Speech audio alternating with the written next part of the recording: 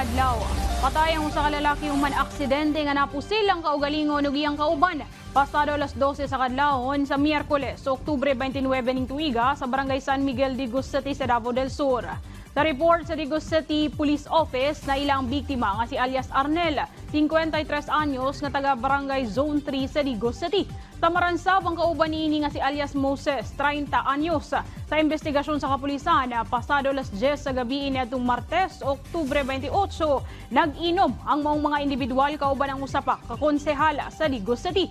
Diyang nakatulog ang konsehal sa iyang bangko, gisulayan ug kuha ni Arnel ang lisensyado nga pusil sa konsehala nga nasa likod nga bahin sa hawak niini.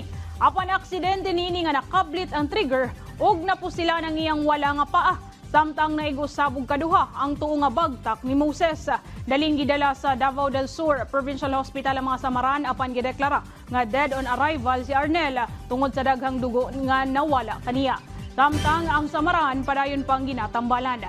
Na-recover sa crime scene ang usa ka Glock 40 nga pusil, 6 ka buhing bala ug 3 ka basyo sa bala. Subli sab ang pahinumdum sa kapulisan ngadto sa publiko nga mahimong responsible gun owner ingon man mutuman sa basic rules of gun safety.